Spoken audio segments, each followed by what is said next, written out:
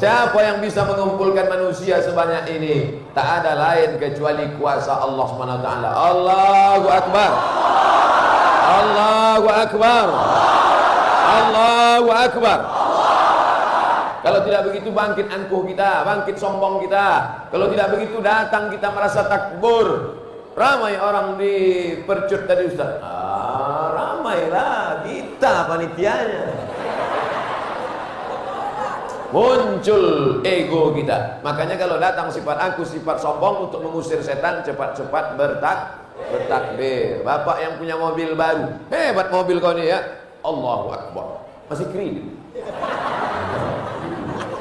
Gitu juga dengan ibu. Kalau dipuji orang jilbab ibu, cantik jilbab kau ni ya. Di mana belinya ni? Allahu Akbar. Pinjam punya orang. Supaya hilang angkuh kita, hilang sombong kita. Maka yang pertama yang menyebabkan kita masuk neraka nanti adalah sombong. La yadkhulul jannah, tak masuk surga. Man kana fi qalbihi, siapa yang dalam hatinya misqala habatin min khardalin min kibrin, ada sombong sebesar biji sawi. Mudah-mudahan yang sombong pulang dari tablik akbar ini hilang sombongnya.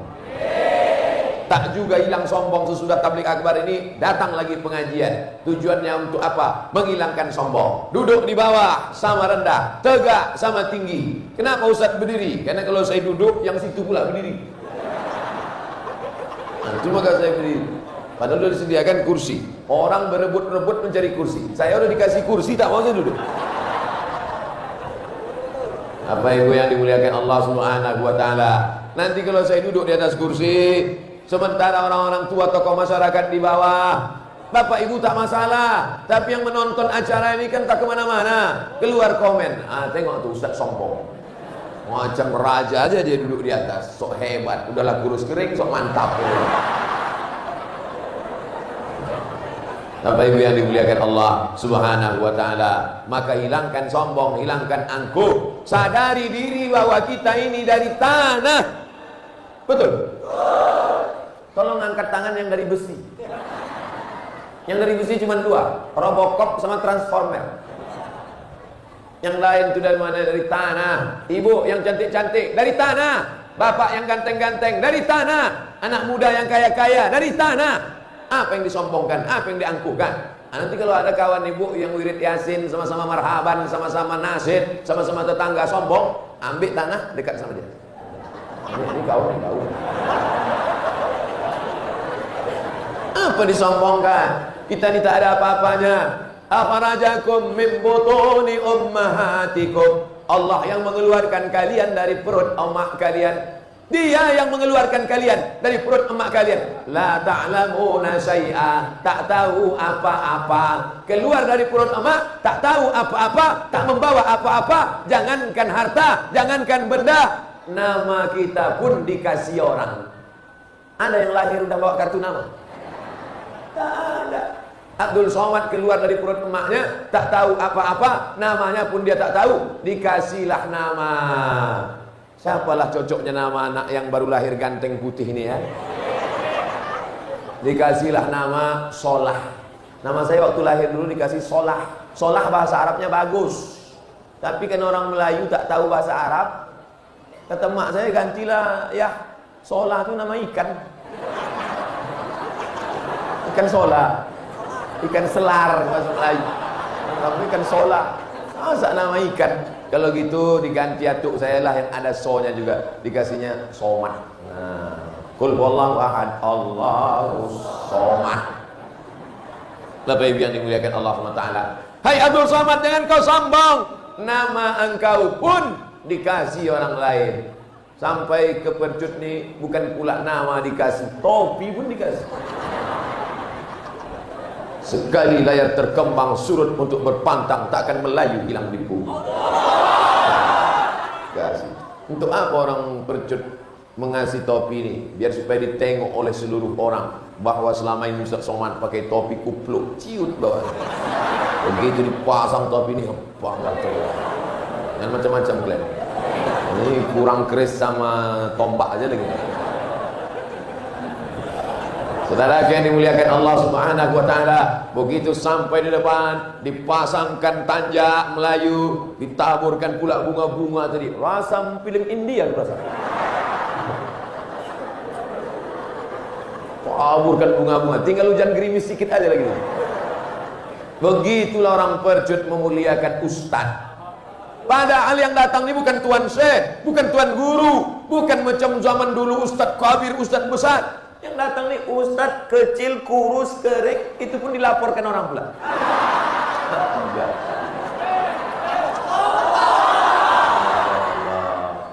Hanya Allah saja yang dapat membalas budi baik. Pisang emas bawa berlayar, masak sebiji di dalam peti. Hutang emas dapat dibayar, hutang budi dibawa mati. Ini nanti dibawa pulang ke Pekanbaru Riau, diletakkan dalam lemari, ditulis keterangan. Inilah nak yang dulu dikasih orang Percut waktu ayah ceramah, almarhum Abdul Somad.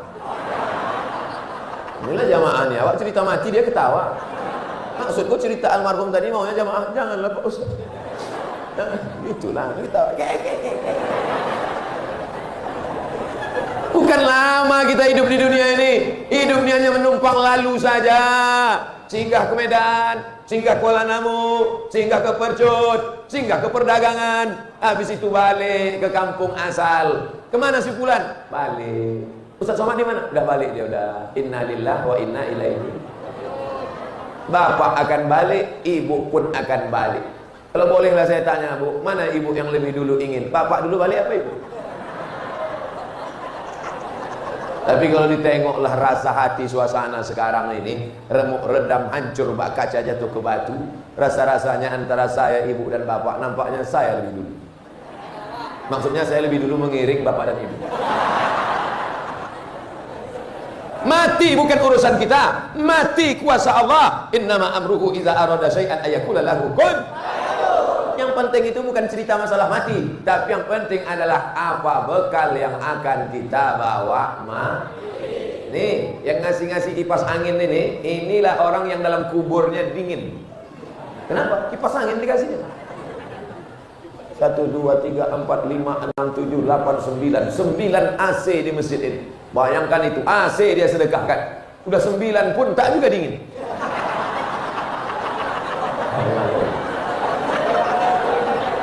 Ibu-ibu, bapak-bapak yang di ujung sana, bagaimana bisa menengok ceramah ustadznya di dalam? Rupanya, kenapa orang di belakang sana tak berdiri menengok? Rupanya ada layar monitor.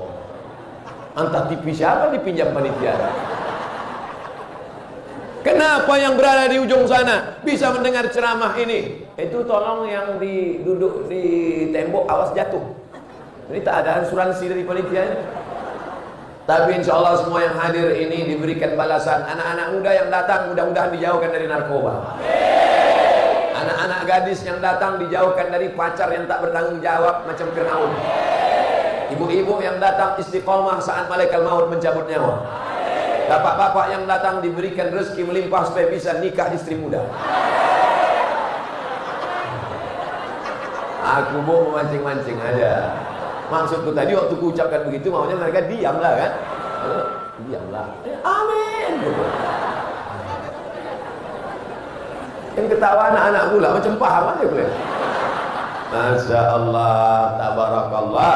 Senangnya rasa dalam hati karena di dalam masjid bapak ibu yang duduk dari tadi di dalam masjid ini, dari mulai pagi subuh tadi sampailah jam 9:30 ini, semuanya mendapatkan pahala iktikaf dalam masjid. Apa kata malaikat? Allah maghfir lahu, Allah marhamhu, Allah maghfir lahu, Allah marhamhu, Allah maghfir lahu, Allah marhamhu. Ampunkan dosanya, rahmati dia. Ampunkan dosanya, rahmati dia. Ampunkan dosanya, rahmati dia. Selama 2, wuduknya tak batal dan dia tak keluar masjid. Jadi kami yang di luar nih Pak Ustaz, yang di luar itu pun dapat tetap pahala iktikaf karena soknya tak putus. Tetap dapat. Itu untuk menyenangkan hati yang di luar. Adapun wuduknya yang sudah batal, apa boleh buat? Karena tak bisa pula kalian tahan kan? Kalau kentut, maaf cakap angin mau keluar tak usah ditahan. Ditahan. Karena sesuatu yang ditahan akan lepas juga. Walaupun tak berbunyi. Baunya luar biasa. Saudara yang dimuliakan Allah Subhanahu wa taala, Kenapa orang bisa datang pengajian ini? Karena hilang sombongnya, hilang angkuhnya. Orang sombong tak mungkin mau datang pengajian. Kalau kemana? Mau pengajian. Di mana? Di masjid. Di mana itu? Di Percut. Siapa penceramahnya? Ustaz Somad. Alah, salah datang. Ustaz kecil nggak level kita itu. Tapi karena datang niat karena Allah, Bismillahi tawakkaltu 'ala Allah, la haula wala quwata illa billah. Ini bukan orang-orang sembarangan yang datang ini. Ini yang datang ini adalah orang-orang bangsawan, bangsa yang hidup di awan. Yang datang ini adalah hamba-hamba Allah yang menghambakan dirinya bukan kepada harta, bukan kepada sampan, bukan kepada ikan. Ada orang menghambakan dirinya pada ikan. Ada, baca dalam Al-Quran. Wa yauma la yasbituna la ta'tihim. Hari Sabtu mereka disuruh menyembah Allah, tapi sibuk mencari ikan. Dihambakannya dirinya kepada benda, dihambakannya dirinya kepada harta. Sedangkan kita disuruh menghambakan diri kepada la ilaha illallah Muhammadur Rasulullah. Iblis pernah masuk surga. Iblis masuk dalam surga, sedangkan kita minta masuk surga. Wa adkhilnal jannata ma'al, masukkan kami dalam surga. Iblis pernah masuk surga, kita minta masuk surga. Mana yang lebih hebat, iblis apa kita? Apa pula iblis hebat? Saya kalau mendengar ceramah Ustaz Somad ini serba salah. Mau dibilang tidak, hebatlah iblis. Mau dibilang hebat, apa pula hebat? Jadi yang paling selamat diam aja. Mana yang lebih hebat? Iblis yang sudah masuk surga diusir oleh Allah dari dalam surga karena sombong. Malaka anta takabbara fiha, tak layak kau sombong dalam surga. Ukhraj, keluar engkau wahai iblis, innaka minas saghirin, kau kecil tak ada apa-apanya, kau kecil tidak ada apa-apanya, keluar. Karena angkuh dan sombong tak mau bersujud kepada Adam ketika disuruh Allah. Apa kata iblis? Khalaqtani min nar, aku dari api, wa khalaqtahu min tin, dia dari tin, tanah, bukan tin, buah tin, tanah. Aku dari api, warnaku merah, menyala ke atas, semua orang suka. Dia dari tanah, warnanya hitam, bau, jorok, kotor, rendah, diinjak tapak kaki. Tapi rupanya kalau Allah sudah memuliakan, tanah itu pun naik ke atas dan malaikat-malaikat bersujud kepadanya. Malaikat tak tanya-tanya, langsung saja sujud kepada Adam. Bukan sujud ibadah, tapi sujud mengikuti perintah Allah Subhanahu wa ta'ala. Itulah mengapa kita sujud menempelkan kening yang tinggi, yang mulia ini ke lantai. Ada orang Percut sholat menempelkan kening ke tiang. Kalau ada tolong kalian buat videonya, kirimkan. Inilah contoh orang sombong, tak mau sujud ke lantai. Allahu Akbar, lepak ke tiang. Mau pejabat, mau orang kaya, mau bangsawan, kalau sudah masuk kemari, ditempelkannya kening ini ke lantai. Allahu Akbar. Abdul Somad ini sekarang keningnya ditutup tanjak ini. Tapi kalau nanti pas mau sholat, sekarang jangan lu nampak kali lebar. Karena kalau tidak menempel kening ke lantai, maka tidak afdol sujud 7 anggota badan menempel ke lantai. 2 ujung kaki, 2 tapak tangan, 2 lutut, 1 kening. Kau rendah, kau hina, kau tak ada apa-apa. Kau katakan subhana rabbiyal a'la. Subhana maha suci, Rabbi ya Allah, a'la, dia yang tinggi, aku rendah. Dia yang kaya, aku miskin. Dia yang mulia, aku hina. Di saat kau rendahkan dirimu, kau rasa kau tak ada apa-apa, saat itulah Allah mengangkat derajatmu. Ketika kau merasa dirimu tinggi, kau merasa sombong, disitulah kau hina, dihinakan Allah. Maka sabar kalau sedang diuji Allah. Sebenarnya Allah mau kita merasa rendah. Abdul Somad, kau ini mungkin udah sombong Abdul Somad karena follower udah banyak. Kau ini mungkin angkuh Abdul Somad karena viewernya banyak. Maka ku uji kau dulu, aku buat kau agak-agak susah-susah sedikit. Tapi rupanya ujian itu adalah membuat orang Percut makin banyak mendoakan Abdul Somad. Saya yakin orang Percut di malam tadi semua mendoakan, tapi yang paling khusyuk doanya adalah panitia. Ya Allah, udah kami pasang tenda ya Allah. Janganlah Ustaz Somad itu ditangkap ya Allah. Walaupun mau ditangkap habis acara inilah ya Allah. Orang percuma. Sempatlah kami udah nyewa tenda, udah nyewa sound system, udah nyewa itu. Berapa modal kami tak balik? Apa yang dimuliakan Allah Subhanahu wa taala. Masjid ini tak ada kurangnya. Siapa yang mewakafkan tanahnya dulu? Siapa yang membangun masjid ini dulu? Sukanya saya menengok masjid ini adalah tak ada tiang di tengah. Ini suka. Kadang kita ceramah di masjid itu tiang-tiang aja. Banyak pula tiang dari orang lagi. Udahlah bersandar di tiang. Meleleh pula air liur. Tapi di masjid Bercut ini tak ada tiang. Dan pula jendelanya ini keliling jendela. Keliling jendela. Saya yakin dan percaya kalian di luar sana nengok kami di dalam ini macam ikan dalam akuarium. Masya Allah. Ibu-ibu, bapak-bapak di luar boleh menengok kami di dalam ini macam ikan dalam akuarium. Tapi kami melihat kalian di luar macam perhiasan emas dalam peti kaca. Berkilau-kilau. Ada batu berlian, ada batu samrud, ada batu permata. Mengarah kemari ada batu gilingan. Yang batu berlian mulia karena diletakkan di tangan. Begini saja ibu tu pergi undangan. Menunjuk kangkung pun pakai kelingking. Ini berapa? Yang batu gilingan belum tentu hina. Karena kalau tak ada batu gilingan, gimana orang makan sambal belacan? Betul? Apa pula betul? Blender kan ada. Saudara yang dimuliakan, jangan pernah merasa hina, jangan pernah merasa bangga, karena semua adalah ujian dari Allah Subhanahu. Batu permata digosok 2 kali aja. Batu permata gosok 2 kali, kasih kertas pasir, tengok berkilau. Batu gilingan habis batu hilang binasa, namun dia berkilat tak juga. Tak berkilat-kilat. Oleh sebab itu maka sesuai dengan porsi kita masing-masing. Jangan remehkan, jangan rendahkan. Semua ada jasanya, semua ada manfaatnya, semua ada gunanya di hadapan Allah SWT.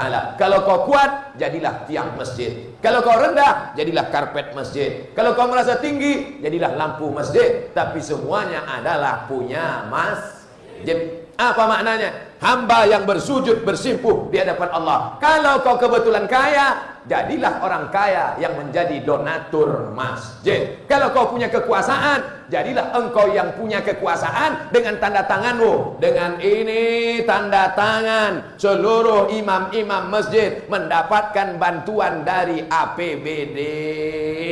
Setuju? Gimana mau tanda tangan? Tanda tangan ustadz tak laku.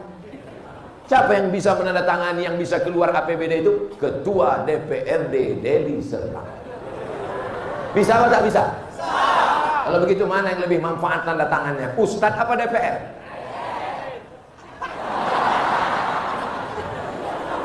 Hilang semangat Allah. Ustadz menyampaikan lewat tausiah, lewat ceramah. Masyarakat memilih orang-orang soleh, orang-orang baik. Orang baik yang sudah dipilih itu perjuangkan hak umat, jangan menjadi pengkhianat. Ada dana-dana dari APBD salurkan untuk penggali kuburan. Setuju? Penggali kuburan tak pernah dipedulikan, padahal dialah yang paling pasti berjasa pada kita. Ada kuburan di Percut ini digali pakai traktor.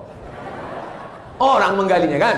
Digali orang. Tak dikenang sepanjang zaman. Tak pernah dia dipanggil. Pernah panitia memanggil. Berikut ini mari kita dengarkan kata sambutan dari penggali kuburan. Tak dipedulikan dia. Bagaimana anaknya mau sekolah, bagaimana bininya mau memasak, apa yang akan dipakainya besok, ada dipikirkan orang. Tolong buatkan bantuan bulanan untuk penggali kuburan, sediakan dari uang. Bukan uang kita itu uang bangsa. Itu diambil dari pajak, itu diambil dari bumi, itu diambil dari minyak, itu diambil dari gas. Dengan itu kita sudah menolong hamba Allah Subhanahu wa taala yang tak dipedulikan, yang tak diperhatikan. Suatu ketika Nabi Muhammad sallallahu alaihi wasallam datang ke masjid, bertanya, "Mana tukang sapu masjid?" Ada perempuan kerjanya nyapu masjid. Kata Nabi, "Mana tukang sapu masjid yang biasa?" "Sudah meninggal ya Rasulullah." "Kenapa kalian tak kasih tahu aku?" Dia kan perempuan biasa, orang murah, rakyat jelata, tak ada apa-apanya. Mana kuburnya? Mana kuburnya? Nabi minta tunjukkan kuburnya, dibawa Nabi ke kubur tukang sapu itu, Nabi langsung sholat jenazah di atas kubur. Itulah dalil boleh sholat jenazah di atas kubur walaupun orangnya sudah masuk kubur. Mana tahu Bapak Ibu nanti datang ke Pekanbaru Riau, mau kemana? Kata supir taksi, mau ke rumah Ustaz Somad. Dibawanya ke tempat pemakaman umum. Kok ke sini? Udah meninggal kemarin. Maka Bapak Ibu langsung sholat jenazah. Mana kuburnya? Ini. Allahu Akbar, Al-Fatihah sampai habis. Dan Al-Fatihah juga aja. Allahu Akbar, sholawat. Allahu Akbar, Allahumma firlahu warhamhu wa'afihi wa'afu sampai habis. Allahu Akbar, Allahumma la tahrimna ajrahu wa la taftina ba'dahu. Salam. Walaupun dia sudah masuk di dalam. Dalilnya boleh sholat jenazah di atas kubur padahal sudah meninggal itu dari mana? Ini sebab kronologis asbabul wurud ceritanya, karena ada perempuan tukang sapu meninggal dan Nabi SAW bertanya tentang dia. Apa kerja dia? Hanya membuang sampah dari dalam masjid, tapi ternyata amalnya jauh lebih besar dari bukit Uhud, daripada orang yang bersedekah karena ria, daripada orang yang berbuat baik karena ingin dipuji orang. Maka jangan pernah merasa diri kita besar, tapi katakanlah bahwa kita ini sebenarnya tak ada apa-apanya, bukan apa-apa dan bukan siapa-siapa. Kita hanyalah watakunul jibalu kal'ihnil ma'fush. Bulu kambing dihembus angin. Ambil bulu kambing, balik dari sini, cari kambing, potong bulunya, letakkan ke tapak tangan, hembus. Watakunul jibalu kal'ihnil ma'fush. Yang sombong-sombong, yang angkuh-angkuh jamaah, ambil bulu kambing. Jamaah sombong. Kalau Gunung Bromo, Gunung Kidul, Gunung Sibaya, Gunung Merapi macam bulu kambing dihembus angin, kira-kira Abdul Somad ini macam apa nanti? Tak ada apa-apanya kita di hadapan Allah Subhanahu wa ta'ala. Oleh sebab itu mobil-mobil yang mahal-mahal, sepeda motor yang mewah-mewah, itu semua akan tinggal semuanya. Yang akan dibawa mati mana? Langkah kaki datang sholat berjamaah, seperak dua perak yang dimasukkan ke dalam kotak infak sedekah, tangan yang menyapu mengusap kepala anak yatim, ibu yang bangun malam tahajud baca Yasin. Itulah yang menolong di hadapan Allah. Adapun mulut yang tak berhenti bercakap membicarakan orang, katanya sudah nikah, iya udah 3 kali, hilang. Kalau sekedar hilang tak bermakna tak apa-apa, tapi justru amal kita diambil orang gara-gara kita membicarakan aib orang. Dan kita selama di masjid ini tak ada bicara aib orang. Yang saya ajak adalah bicara aib kita, bicara kekurangan kita, bicara cacat kita, bahwa kita bukan siapa-siapa dan kita hanyalah hamba yang hina. Di saat itulah mudah-mudahan Allah mengangkat derajat kita, insyaallah. Amin. Saya mulai ceramah jam 9:30, sekarang sudah pas jam 10, 30 menit saya sudah menyampaikan. Di mana-mana saya ceramah 60 menit sesuai yang tertulis di botol 600 ml. Setelah itu nanti saya akan menjawab pertanyaan. Mudah-mudahan pertanyaan di percut ini pertanyaan yang bergizi dan berkualitas. Jangan nanti pertanyaannya, Ustaz, kalau kami mancing tiba-tiba dapat ikan duyung, halal apa tidak? Saudara yang dimuliakan Allah Subhanahu wa ta'ala, singkat cerita, malaikat maut pun datang mencabut nyawa kita. Lalu nyawa itu keluar. Macam mana sakitnya? Macam kambing dikuliti hidup-hidup, macam pedang ditebaskan di tempat yang sama beratus kali, macam mata kail pancing yang sungsang ditarik dari kulit ikan, keluar insang-insangnya, disentapkan keluar ikut nyangkut daging itu di dalam. Tak paham saya Pak Ustaz. Yang tak paham balik dari sini beli pancing, cucukkan ke dalam, tarik. Makanya selalu kita berdoa, Allahumma hawwin alaina fi sakaratil, ringankan kami waktu sakaratul maut. Bagaimana supaya mati ini tak sakit Pak Ustaz? Jangan hidup. Karena resiko hidup adalah mati. Berani hidup, jangan takut mati. Takut mati jangan hidup. Takut hidup mati aja. Kalau belum sampai masanya mati, gimana Pak Ustaz? Lewat jenazah, ikut. Jenazah lewat, panggil ahli waris. Ya, itu keluarga kalian ya, boleh aku ikut. Masuk. Untuk apa lama-lama hidup di dunia ini? Buat semak sungai Persut tadi. buat semak percut aja, tak ada gunanya lama-lama hidup. Khairun nas, siapa yang paling baik di percut ini? Siapa yang paling baik di antara kita ini? Anfa'uhum linnas, orang yang paling bermanfaat buat manusia. Emang di dunia ini kita macam-macam. Ada yang jadi BKM, Badan Kemakmuran Masjid, ada yang dari umaro pemerintah, ada yang panitia, ada yang ulama, ada yang BKM. Udah ada kotaknya masing-masing. Ada yang bapak-bapak, ada yang ibu-ibu, ada yang anak muda, ada yang orang tua, ada yang sakit, ada yang udah ngap-ngap baung.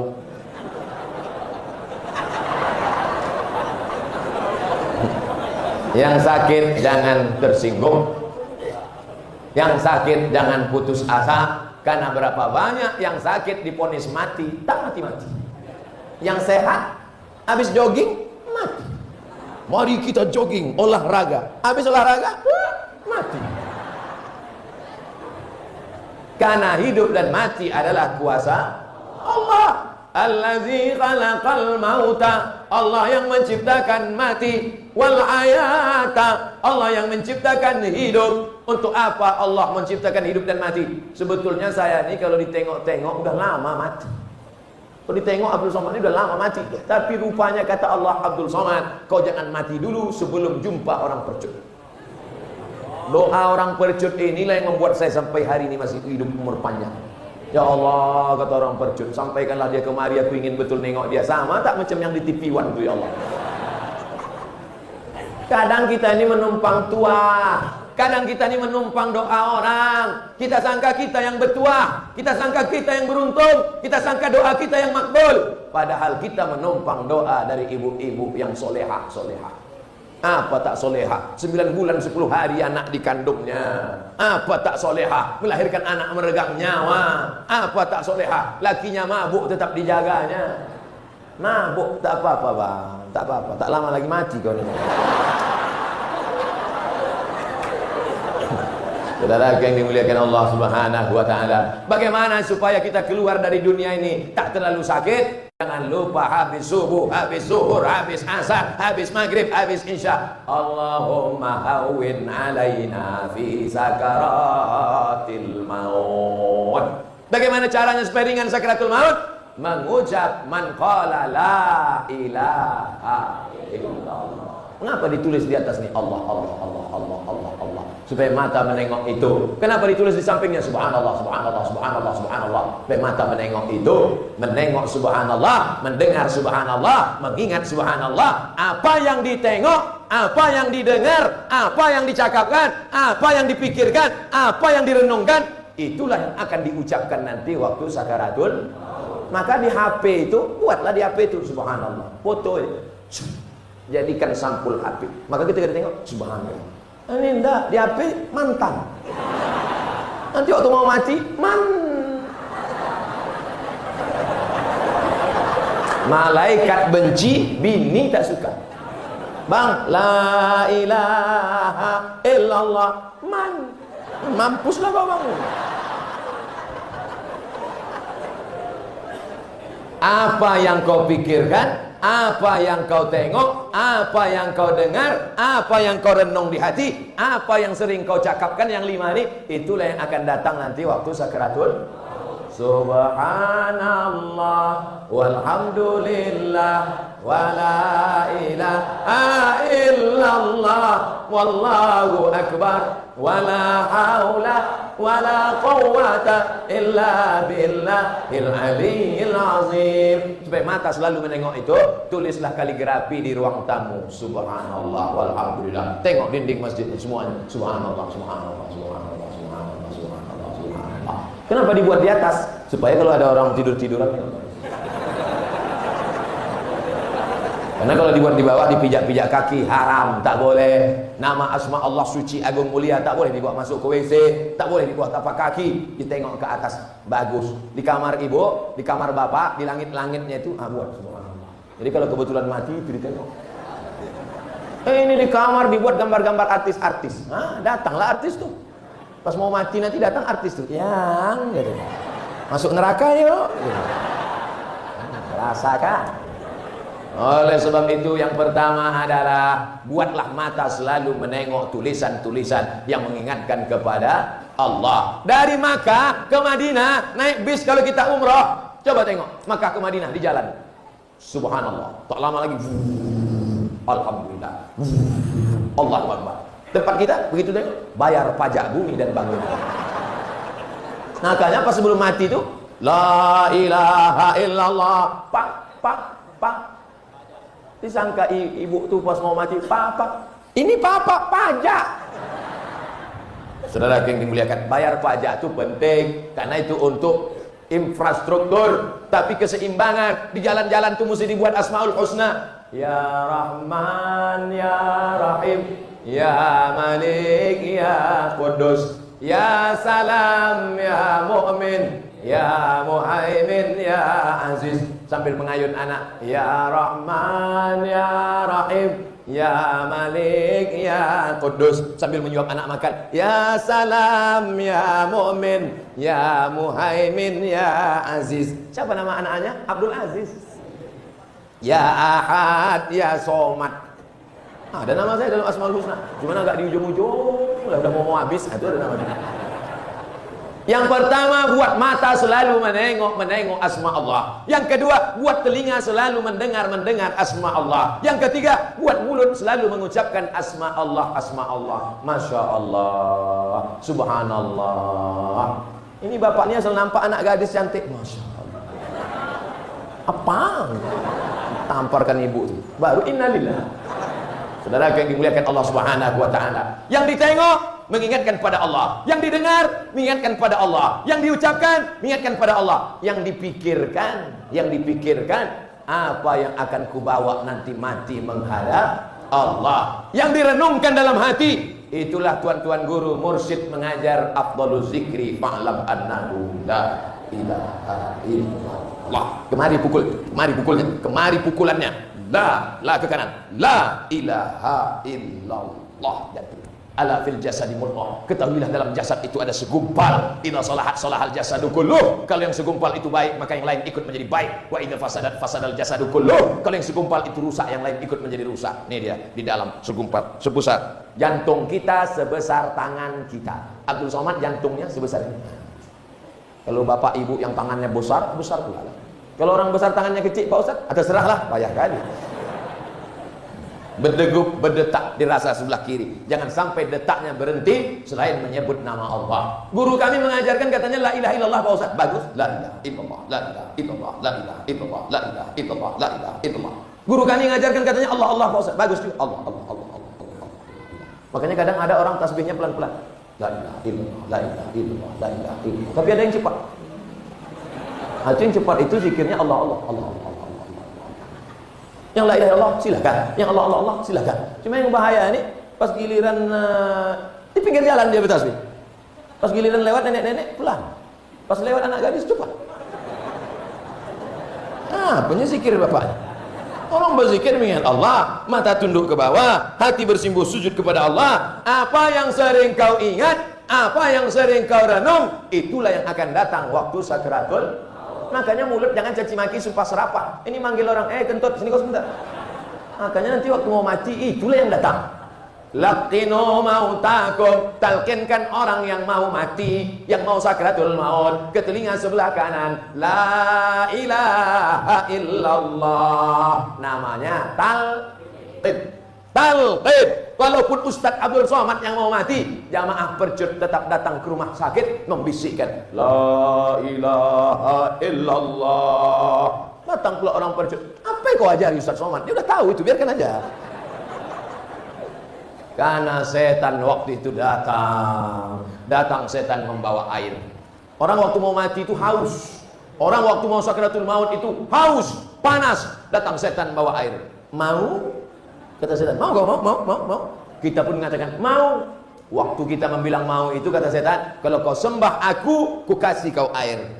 Sembah aku, katakan tak ada Tuhan selain setan, katakan tak ada Tuhan selain iblis, ku kasih kau air. Tapi pada saat itu kita ditolong Allah. Wa allaw istaqamu 'ala tariqati, orang yang istiqamah dalam zikir, la asqainahum ma'an ghadaqa, kami beri dia air yang tak putus air datang, sehingga tak perlu pada air yang dibawakan setan iblis. Mudah-mudahan kita semuanya selamat saat sakaratul maut itu.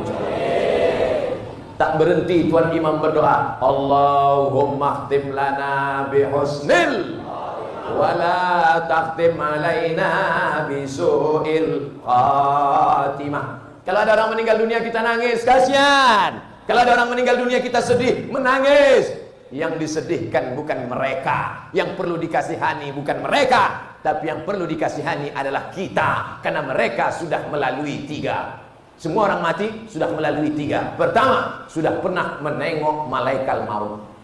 2, sudah merasakan sakitnya mati. 3, sudah selamat dari su'ul khatimah. Kita ada yang sudah melewati 3? Belum pernah menengok malaikat maut, entah macam mana bentuknya. Belum pernah merasakan sakitnya mati, dan belum pernah selamat dari buruk su'ul khatimah. Itulah maka pulang dari tausiah ini, kita nanti tetap beramal soleh. Yang sudah sholat jangan sombong, yang sudah banyak sedekah jangan angkuh, karena kita belum tentu selamat. Tapi ada satu amal lagi yang bisa menyelamatkan dari sakitnya su'ul khatimah. Apa dia? Shadaqatus sirri tadfa'u mitatas su'i. Banyak-banyak sedekah membuat orang selamat dari su'ul khatimah. Ini saya yakin dan percaya, orang percut yang bersedekah untuk masjid ini selamat dari su'ul khatimah. Apa sedekah mereka Pak Ustaz? Karpetnya tebal, terasa kaki kita tenggelam dalam karpetnya. Lalu masuk tapak kaki ke dalam saking tebal. Entah udah lunas atau belum, tak tahu. Kemana mata memandang keramik? Coba tengok, keramik. Sampai tiang-tiang pun dikasih keramik. Masjid-masjid lain lantai pun pakai semen. Di sini pakai keramik, karena tak ada yang pandai memasang keramik di atap. Kalau ada atap, yang atapnya pun di keramik orang juga. Hebat, dermawan tak orang percut nih. Dermawan, suka menyumbang. Yang suka nyumbang suka, yang pelit-pelit juga. Tapi yang perlu kita ikut itu adalah yang dermawan, yang memberikan tanah, yang mewakafkan semen, yang memberikan kosen. Kalau bisa ngasih pintu, kasih pintu. Bisa kasih kosen jendela, kasih jendela. Bisa ngasih keramik, kasih keramik. Bisa ngasih kipas, kasih kipas. Ada yang ngasih kipas biasa, ada yang kipas pakai air, memancur pula air dari situ. Luar biasa, Masya Allah, Tabarakallah. Kalau mau dicari kekurangan masjidnya apa Pak Ustaz? Rasanya tak ada kurangnya, lengkap semua. Tapi kalau mau dicari-cari ada kurang sedikit. Apa? Tak ada kosennya. Masjid tak punya kosen menunjukkan lingkungan aman, tak ada pencuri. Masjid lain kadang-kadang dipakai jerjak busi, dikunci pula pintu, kuncinya sampai 3, kunci atas, kunci tengah, kunci bawah. Sampai subuh tu tak buka solat subuh. Kenapa? Yang bawa kunci tak datang. Tapi masjid percut, coba saya tengok, tenang, adab, ayam, semua jamaah yang di dalam tak ada rasa kepanasan. Tak ada. Saya aja yang rasa panas. Dipasang mereka kipas di belakang, 2 biji. Satu atas, satu bawah. Makanya tak bisa ditengok ini gelombang. Nanti masuk dalam rekaman, heran orang. Kencang betul angin di percut. Maklum tepi laut. Masya Allah, tabarakallah. Saudara yang dimuliakan Allah Subhanahu wa taala, setelah lewat kita dari melewati pintu sakratul maut tadi, kita pun mati menghadap Allah. Putuslah semuanya. Idza matal insan, kalau manusia mati, inqata'a amaluhu, maka putuslah amalnya. Ibu-ibu dulu yang selalu rajin ikut wirid Yasin hari Kamis sore, hari Jumat sore, yang sudah meninggal dunia bisa lagi baca Yasin? Kalau ada ibu sudah mati tiba-tiba ikut wirid Yasin, kawannya pun lari. Cabut kita, woi, hantu ini kan. Bapak-bapak yang dulu rajin sholat duha, berhenti. Adik-adik yang rajin tahajud malam, berhenti. Makanya orang mati itu ditanya oleh Allah, hei orang mati, ya mau ku tambah umur kalian agak sedikit lagi? Apa kata orang mati? Laula akhartani ila ajalin qarib, ya Allah kasihlah kami umur tambah sedikit aja ya Allah. Qarib, sedikit, sekejap, sebentar, a moment, just a minute. Sebentar aja ya Allah, kasih kami hidup lagi. Untuk apa? Kalau aku kasih kau hidup lagi, mau apa engkau? Fa'asaddaqa, kami mau bersedekah. Kenapa orang mati itu kalau disuruh hidup mau sedekah? Karena ditengoknya hartanya tak ada yang berguna. Dulu mobil ada 3, 3-3-nya dijual. Bapak yang punya mobil 3 mobil bapak itu dijual ibu karena mau nikah sama bronis, brondong manis. Itulah makanya waktu dia mati itu apa kata dia? Kalau aku hidup lagi, ya Allah, aku jual tiga-tiganya itu kemarin, diserahkan ke masjid, selesai. Sakit kali hatiku nengok brownies itu. Tapi jangan gara-gara ini nanti bapak ibu balik berkelahi pula. Abang mau minum teh manis, usah kau buat-buatkan lagi. Kau kasih aku teh manis biar cepat aku mati kena diabetes nih kan? Tahu aku isi otakmu. Janganlah. Tujuan kita mengaji ini kan supaya ingat mati, bukan supaya berkelahi. Kalau makin mengaji makin ingat mati, makin mengaji makin lembut hati, makin mengaji makin rajin bersedekah, ikuti. Tapi kalau makin mengaji makin keras hati, ikut mengaji hanya mencaci maki, ikut mengaji hanya sumpah serapah, pindah pengajian lain. Ini makna mengaji. Bapak Ibu yang dimuliakan Allah Subhanahu wa taala, orang yang mati itu minta hidup lagi. Fa asaddaqu, aku mau sedekah. Wa akum minas salihin, aku ingin jadi orang yang soleh. Orang soleh itu siapa? Orang yang tak meninggalkan sholat berjamaah. Tapi Masjid Percut tak usah ajari kami tentang sholat berjamaah. Nih, di hari kerja bukan hari libur aja melimpah sampai mobil pun payah lewat. Apalagi hari-hari yang lain. Untuk lebih meyakinkan bagaimana orang sholat berjamaah, tengok subuh besok. Kalau subuhnya sudah macam ini, ramai subuhnya macam sholat Idul Fitri, Idul Adha, sampai ke dinding, sampai ke tembok, itu menampakkan bahwa selamat kita dari sifat munafik. Karena orang munafik paling susah sholat subuh. Pak Ustaz, suami saya susah sholat subuh. Munafik kan? Saya pun susah juga, kalian berdua munafik.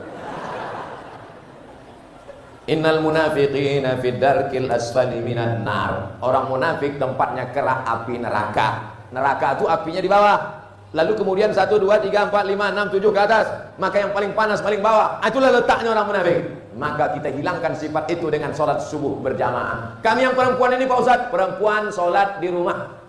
Perempuan sholatnya di rumah. Tapi kalau dia ke masjid, Pak, perempuan sholat di masjid ditutup pakai tirai. Ini tirai. Kenapa tirai ini dibuka? Tak apa-apa, sedang pengajian. Tapi nanti habis pengajian mau sholat zuhur, tutup.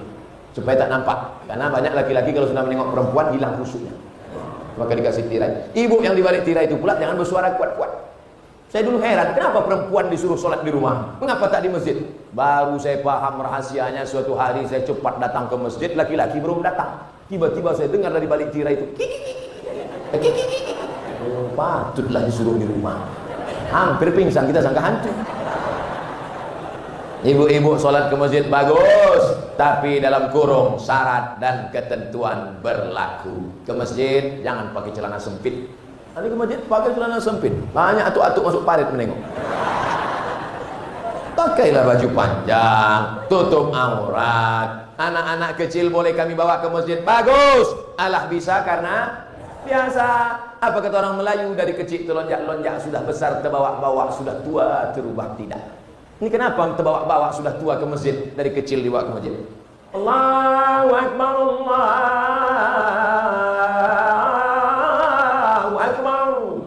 Kita pun datang menenteng anak, membawa ke masjid. Itu kenangan akan diingat anak. Masih ingat lagi dari tepi pantai matahari akan tenggelam ufuk merah. Nampak anak-anak pergi mengaji membawa alif-alif, pergi ke surau langgar musalla. Dari maghrib ke isya tak ada TV. Maghrib ke isya stop internet. Maghrib ke isya anak-anak semuanya mengaji. Alif dia alif bawah, alif depan u a i u. Percut masih ada orang alif dia ada lagi? Oh, tempat saya udah tak ada, udah punah. Tempat saya ngaji orang sekarang AAA, bataba, batata, batasa, basaba. Nah, mau pakai alif dia TA bagus, mau pakai AAA, bataba, batata bagus. Intinya membaca Quran. Sini Bu, sini Pak, sini Nak. Maghrib, Isya, HP mati, TV mati. Stop. Anak-anak panggil, sini Nak, sini. Pergi masjid, pergi. Ayah sama Mak, kami mau nonton TV. Kalau ayah kencing berdiri, maka anak kencing maraton. Cemana mereka mau ke masjid, bapak tak ke masjid? Cemana mereka mau pakai kain panjang? Anak-anak suruh pakai kain, pergi ke masjid. Ayah pakai celana pendek di rumah. Malah pakai celana pendek, lutut berkudis. Pakailah kain, pergilah ke masjid, bawalah keluarga. Dari maghrib ke isya anak-anak mengaji, bapak duduk berzikir, buka Quran, baca Yasin, kirimkan ke almarhumah datuk nenek. Habis isya pulang ke rumah, mungkin tengok berita sebentar, mungkin mengakses berita. Habis itu tidur, bangun malam salat tahajud. Kalau sempat kau angkat kedua tangan, usolli sunnat tahajud raka'ataini lillahi ta'ala. Allahu Akbar. Itu yang menolong di hadapan Allah SWT. Kawan ketawa yang banyak, kawan ketawa yang banyak, kawan menangis tak banyak. Jangankan mati nanti, di dunia ini pun kawan menangis tak banyak. Itu buktinya, saya dibully di internet tak banyak bela. Tapi kalau udah kawan ketawa begitu banyak. Maka ingat, yang akan menolong kita tak banyak kecuali amal. Tak beramal gara-gara anak, tak baca Quran gara-gara anak, tak berzikir gara-gara anak. Ingat, mati tak bawa anak. Betul? Ada orang mati bawa anak? Mana? Orang hamil, mati dia, mati anaknya.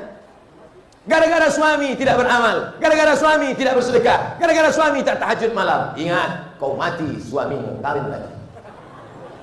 Tapi jangan gara-gara ini pula bapak ibu meninggalkan. Tapi kemana semuanya akan kita bawa. Semuanya akan membesarkan anak, itu pun juga ibadah. Tapi gara-gara membesarkan anak sampai lupa baca Quran, sampai tidak ikut zikir. Ibu Anu kemarin ikut majelis zikir wirid Yasin kita. Iya, kemudian sekarang dia kok nggak datang?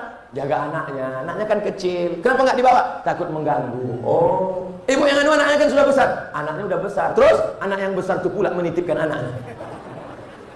Berapa banyak ibu-ibu yang awalnya bantu-bantu lama-lama jadi pembantu. Ibu-ibu muda yang baru punya anak 1-2, kau titipkan anakmu kepada emakmu. Dulu dia tak tahajud gara-gara engkau, dulu dia tak sholat duha gara-gara engkau, sekarang dia tak sholat duha gara-gara anakmu. Mana baktimu kepada orang tua? Oleh sebab itu maka ini momen amat sangat penting supaya kita hilangkan keangkuhan, kesombongan, keegoan, supaya kita sadar diri, tahu diuntung, sadar diri bahwa kita akan mati menghadap Allah. Yang akan kita bawa hanyalah amal. Mudah-mudahan yang saya sampaikan ini pun menjadi amal soleh, insyaallah. Amin.